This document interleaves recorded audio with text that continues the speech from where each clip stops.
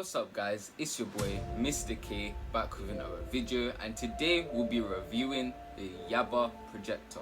Today I'll be sectioning this video into 5 parts: specs, accessories, pros, cons, and then my overall conclusion and rating of this product, if you should even buy one in 2021. So starting off with the price of this device, you can generally buy this for about £200. This is fairly cheap for a projector. Usually they're around £300 or a little bit over that, so you're really getting a bargain right here. This device has support for 4K, and this is only as long as the device has 4K enabled. So for example, a device that has 4K is the PS5 or something along those lines. But generally the device only produces images up to about 1080p. This is pretty decent. Most devices run about this or a little bit higher, but really and truly this is all you really need, and this is the highest most projectors go anyway, so it's pretty decent. It has 2 USB ports, 2 HDMI ports, it has a PC connector and also has an audio connector.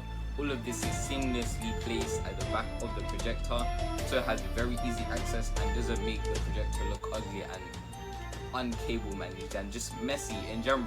It has knobs at the bottom of the projector, and this is to give it more of an angle. It has 2 rollers at the top half of the projector.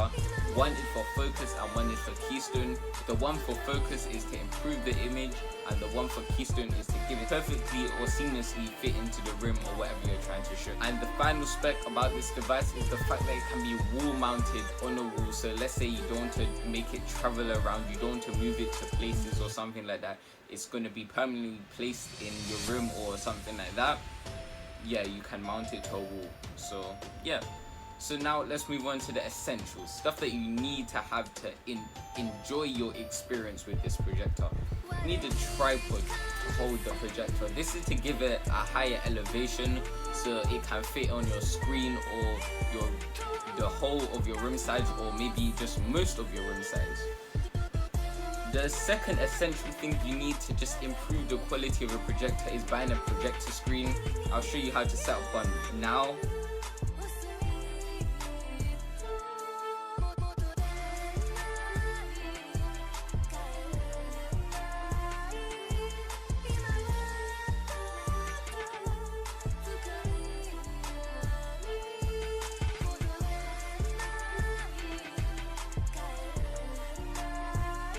And this basically helps with the clarity of the image.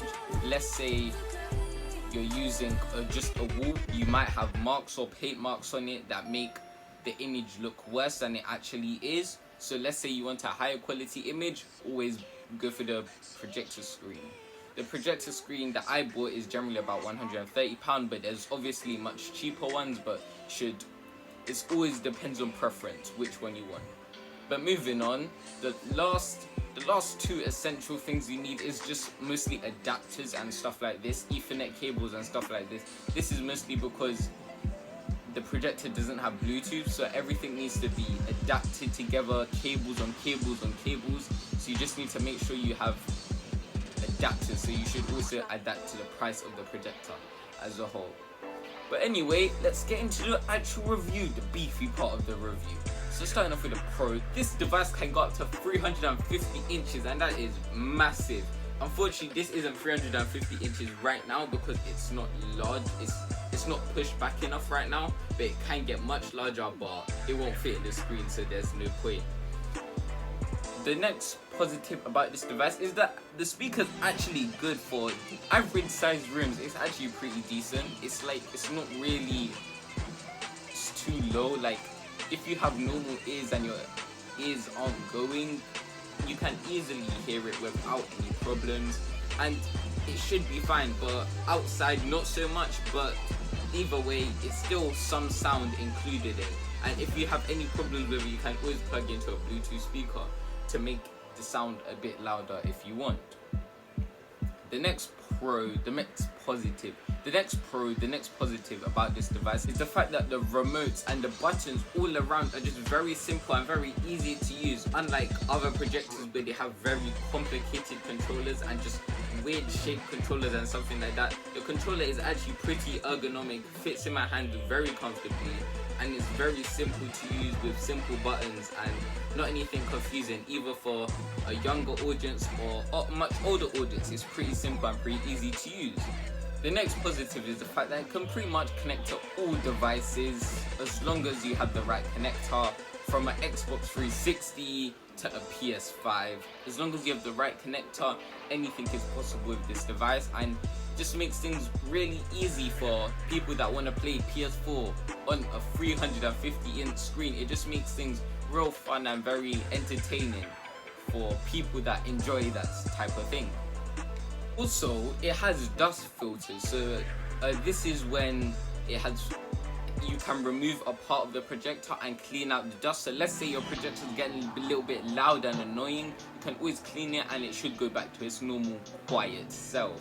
The final positive about this device is the fact that it has amazingly clear images. I'll show you some crisp images that I've taken later on in the day. Unfortunately, these images aren't great because it's the daytime and I'm trying to get good lighting, but I'll show you some good images now. As you can see, it's very crisp. It can be compared to one of these new high refresh rate monitors or these high refresh rate TVs. But nevertheless, it's time to get into the bad things that I would not recommend about this product, and stuff that I just really and truly just didn't like about it, and it's kind of annoying.